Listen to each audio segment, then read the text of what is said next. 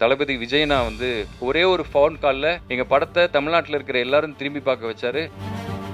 மேடையில் ஒரு ஃபங்க்ஷனில் சொல்லியிருப்பாரு, அவரோட ஃபேன்ஸ் எல்லாம் பார்த்து நீங்கள் எல்லாம் இல்லைன்னா நான் என்ன பண்ண போகிறேன்னு தெரிலப்பா அப்படின்னாரு. நான் அவர்கிட்ட சொல்கிறேன், நீங்கள் இல்லைன்னா நான் என்ன பண்ணியிருப்பேன்னு தெரிலண்ணா.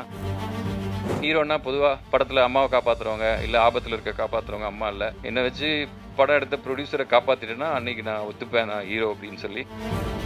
நாங்கள் எல்லாம் ரொம்ப பயந்து போயிருக்கோம். இன்னைக்கு வந்து இன்டர்நெட்ல வந்து எது நல்லா போகும், எது வந்து நீங்க தப்பா எடுத்துப்பீங்க அப்படின்றது தெரில. இன்னொன்று எந்த படம் ஓடும், எந்த படம் ஓடாது தெரில. விஜய் டிவி ஒரு பெரிய டெலிவிஷன் மீடியாவாக இருந்தாலும் இந்த கேமராக்கு பின்னாடி இருக்கக்கூடிய இன்டர்நெட்டும் இந்த யூடியூப்பும் தான் எங்கள் வாழ்க்கையெல்லாம் தீர்மானிக்கும்னு நினைக்கிறேன்.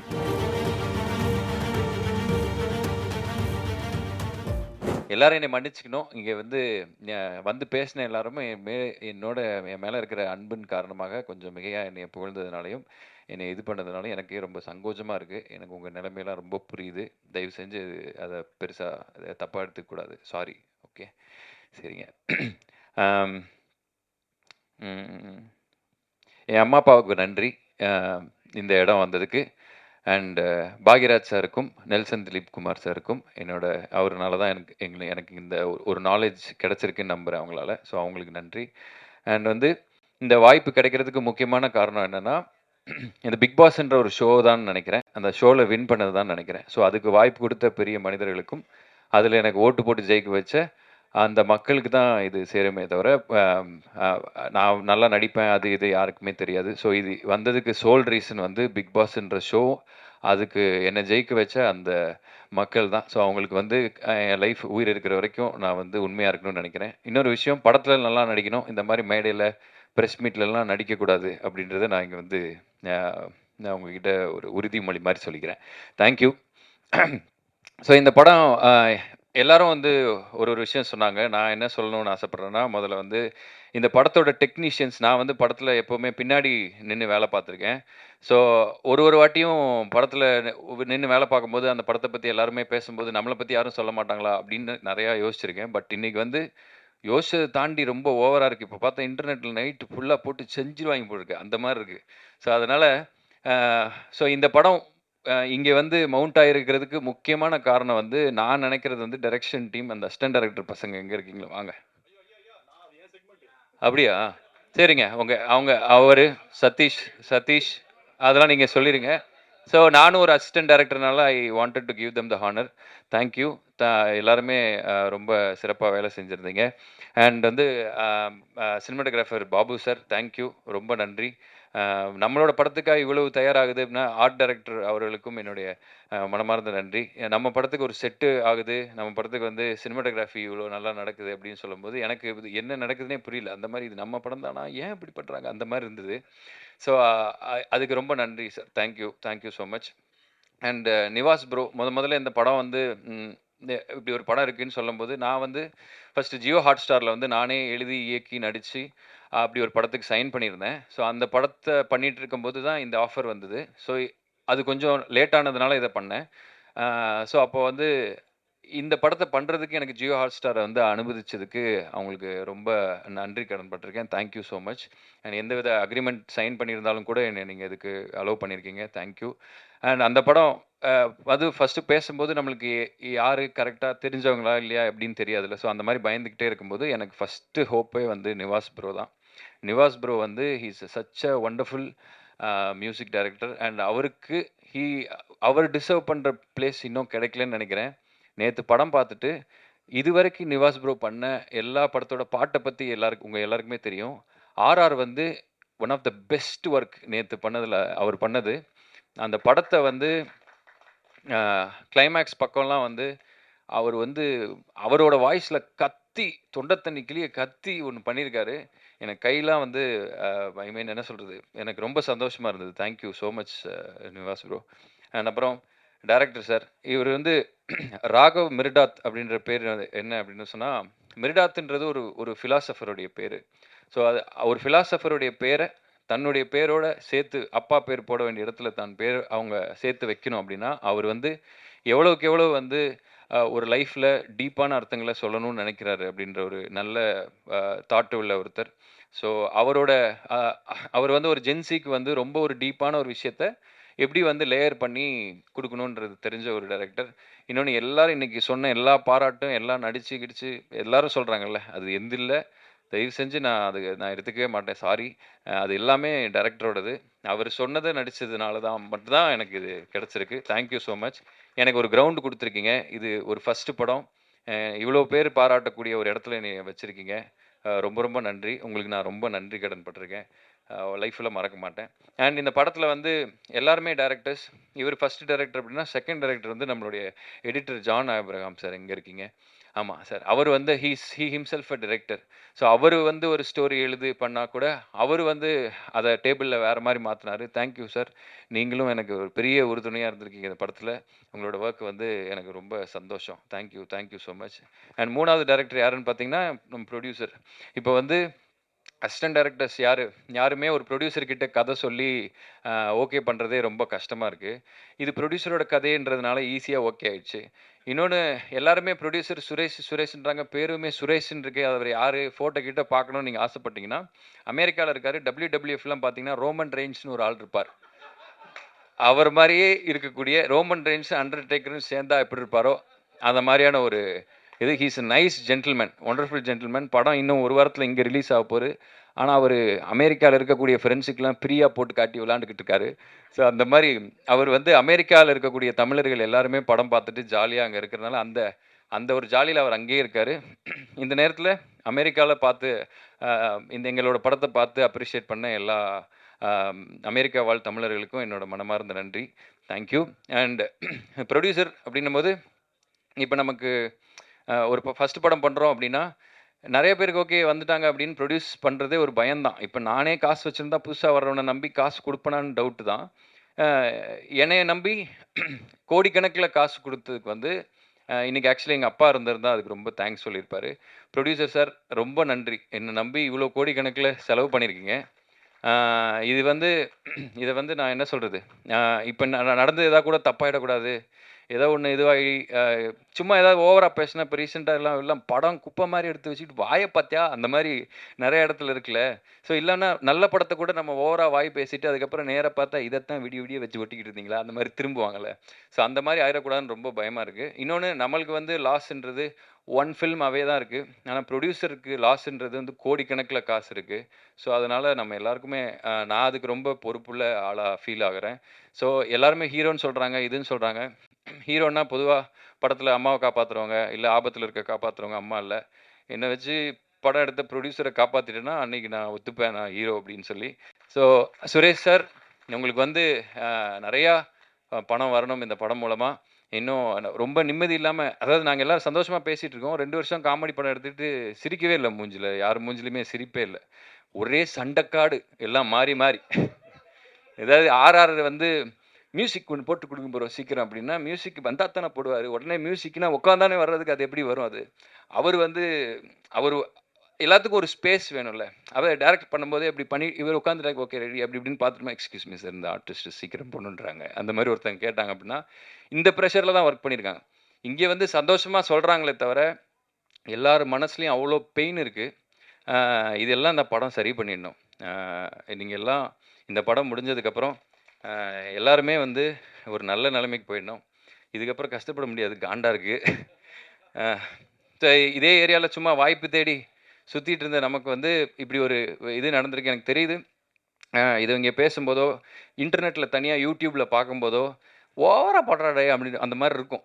ஆனால் எல்லாரும் வந்து மாறி மாறி எங்கள் படத்தை நாங்கள் எப்படியாச்சும் கொண்டு வந்து உங்ககிட்ட சேர்க்கணுன்றதுனால எக்ஸைட்மெண்ட்டில் ஏதோ சொல்லிகிட்டு இருக்கோம். ஆனால் வந்து நீங்கள் நம்பி வந்து படம் பார்க்கலாம். அந்த படத்தை பற்றி சொல்லணும் அப்படின்னா, இன்றைக்கி நீங்களும் பாவம் எத்தனை படத்தை தான் நீங்கள் பார்ப்பீங்கன்னு எனக்கு தெரில. தேட்டர் பார்த்தீங்கன்னா வெள்ளிக்கிழமை வந்து படத்தாக கூட தலையில் கொட்டுறாங்க. இன்னொன்று, ஓடிடியில் பார்த்தீங்கன்னா என்ன படம் பார்க்கலான்னு டைம் ஸ்பெண்ட் பண்ணாலே ஸ்க்ரோலிங்லேயே 2.5 மணி நேரம் போயிடுது. இன்னொன்று, ஃபோனு ஸ்க்ரீன் டைம்லேயே தான் இருக்கீங்க எல்லோரும். இப்போ பாருங்கள், எல்லாம் கேமரா வச்சுட்டு ஃபோன் பார்த்துட்டு இருக்கீங்க.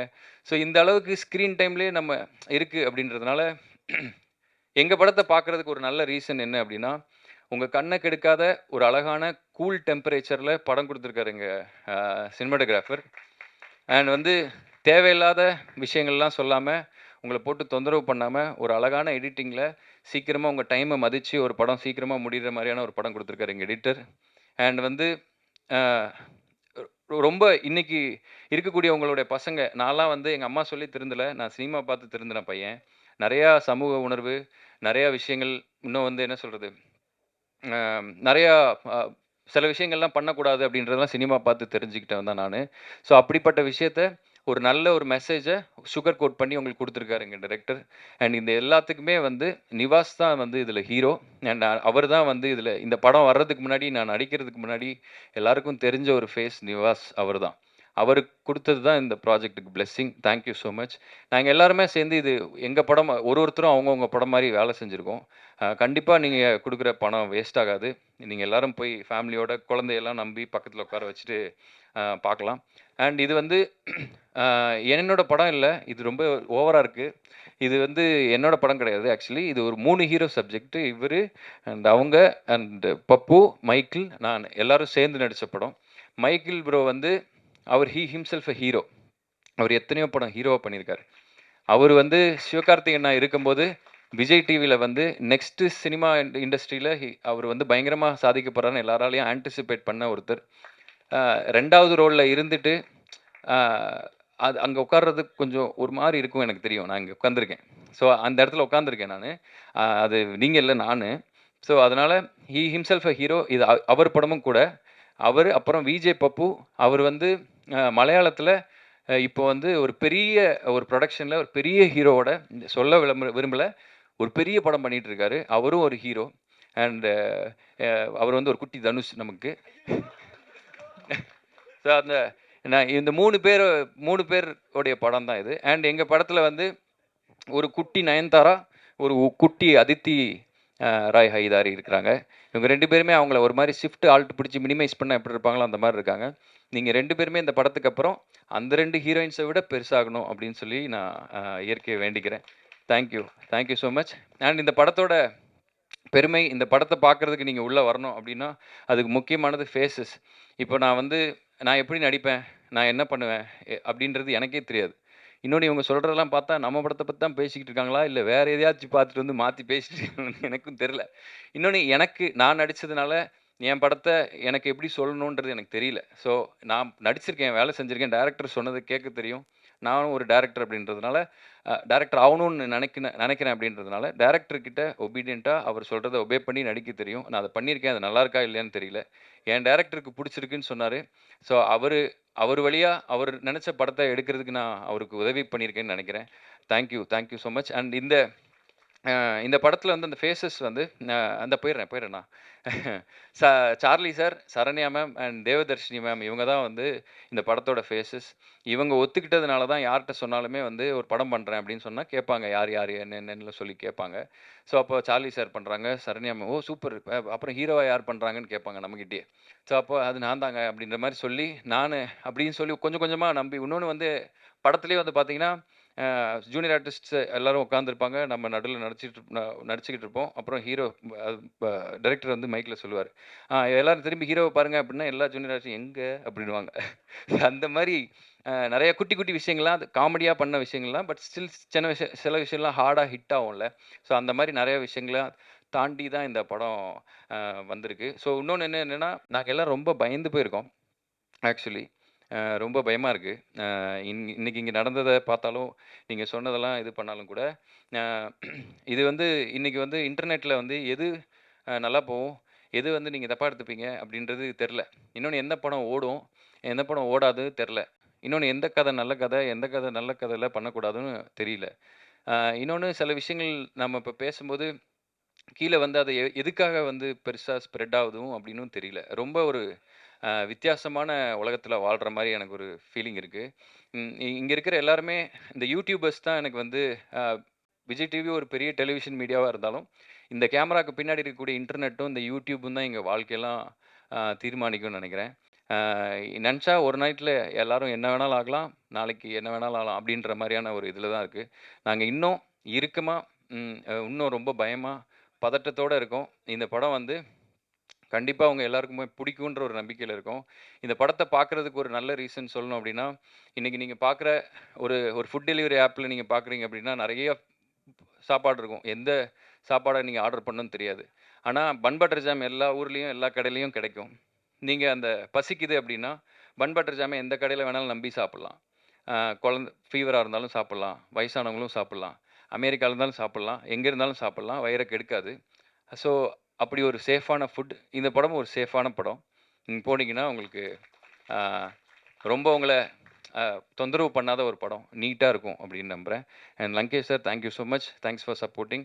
அண்ட் டிஸ்ட்ரிபியூட்டர்ஸ் எல்லாருக்குமே என்னோட நன்றி. உங்கள என்னைய வந்து உங்களுக்கு தெரியுமா தெரியாதா தெரியாது. பட் இந்த படத்த வந்து மினிமம் கேரண்டின்னு சொல்லி வாங்கியிருக்கீங்க அப்படின்னு சொன்னாங்க எல்லா ஏரியாலயும். உங்கள நான் மறக்கவே மாட்டேன் ப்ரோ. நாளைக்கு வந்து நான் இந்த சினிமா எனக்கு ஏதாவது குடுத்து எனக்கு திருப்பி சினிமால தான் இருக்கணும்னு ஆசை. எனக்கு ப்ரொடியூஸ் பண்ணணும்னு ஆசை இருக்கு. நான் என்னைக்காவது ப்ரொடியூஸ்லாம் பண்ணி, நான் அந்த மாரியான இதா இருந்தா, நான் உங்களெல்லாம் மறக்கவே மாட்டேன் bro. Thank you so much. N first படத்த நீங்க வாங்கியிருக்கீங்க. நீங்கலாம் வந்து எனக்கு ரொம்ப முக்கியமான அ ஆளுங்க. ஸோ, என் மனசுல எப்பவுமே உங்களுக்கு அந்த நன்றி இருக்கும். அண்ட் ஒரே ஒருத்தருக்கு மட்டும் நான் வந்து இங்க நன்றி சொல்றதுக்கு கடமைப்பட்டுருக்கேன். எங்க படம் பன் பட்டர் ஜாம் ரொம்ப ஹம்பிளான படம். ரொம்ப சிம்பிளான படம். இந்த படத்த வந்து வெளிய தெரிவிக்கிறதுக்கு நாங்க எவ்வளவோ பணம் செலவு பண்றோம். ப்ரொமோக்கு என்னெல்லாமோ பண்றோம். அ நெறைய விஷயங்களுக்கு வெளியில போடுறோம். ஆனா இன்டர்நெட்ன்றது ஒரு கடல் மாரி. ஒரு விஷயம் போட, போட, போட, போட சாயந்தரம் வேற ஏதோ ஒண்ணு வந்துருது, அது மறைஞ்சிருது. இன்னொரு விஷயம் போட்டா வேற ஏதோ ஒண்ணு வந்துருது, அது மறந்துருது. இன்னொன்னு அதுன்னா காப்பி ரைட்ஸ்ன்றாங்க. இன்னொன்னு இந்த பாட்ட பாடணும் அப்டின்னா, அது அவர்ட்டயே போய் ஃபர்ஸ்ட்டு முடிவு பண்ணிட்டு வாங்க அப்டின்னாங்க. அப்டின்னா என்ன சொல்றது? ஒரு ஜாலியா பண்ற வேல ரொம்ப ஸ்ட்ரெஸ்டா பண்ணி, எங்களுக்கு உண்டான ஸ்பாட்ட நாங்க தேடுறது ரொம்ப கஷ்டமா இருந்தது. ஆனா, ஒருத்தர் ஒரே ஒரு ஃபோன் கால்ல எங்க படத்த தமிழ்நாட்டுல இருக்கிற எல்லாரும் திரும்பி பார்க்க வச்சாரு. என அந்த விஷயம் வந்து எனக்கு தளபதி விஜய்னா வந்து ஒரு ஃபோன் கால்ல எனக்கு வந்து பண்ணி குடுத்தாரு. அ அவரு வந்து இப்ப அவரு என்னைய எப்படி பார்க்குறாரு, அவருக்கு என்ன பிடிக்குமா? இல்ல என்ன விஷயத்துக்காக எனக்கு இத விஷ் பண்றாரு அப்படின்றதெல்லாம் வந்து எனக்கு ரொம்ப பிரமிப்பாவும் இருக்கு. அ அவர் சொன்ன விஷயம் தான் இன்னைக்கு நெறைய பேருக்கு வந்து என் படம் தெரிஞ்சிருக்கு. எங்க படம் தெரிஞ்சிருக்கு அப்படின்னா, அதுக்கு அவரு தான் ஒரு சோல் ரீசன். அண்ட் அவரு வந்து ஒரு ரீசென்ட்டா இருந்த ஒரு மேடையில ஒரு ஃபங்ஷன்ல சொல்லியிருப்பாரு. அவரோட ஃபேன்ஸ் எல்லாம் பார்த்து, "நீங்கலாம் இல்லன்னா நான் என்ன பண்ண போறேன்னு தெரியலப்பா" அப்படின்னாரு. நான் அவர்கிட்ட சொல்றேன், "நீங்க இல்லன்னா நான் என்ன பண்ணியிருப்பேன்னு தெரியலண்ணா. தேங்க்ஸ்ண்ணா. Thank you so much. I owe you so much. I owe you my life. Thank you so much. I love you." So uh இந்த படம் வந்து உங்க யாரையுமே ஏமாத்தாது. எல்லாரும் தயவு செஞ்சு போய் தியேட்டர்ல பாருங்க. வேற யாரும் தப்பா நெனச்சுக்காதீங்க. ஏதாவது கொஞ்சம் அதிகமா பேசியிருந்தாலோ, இல்ல உங்களோட நேரத்த வேஸ்ட் பண்ணியிருந்தாலோ, சாரி. அந்த மாரி படத்துல நடக்காது. Thank you. Thank you.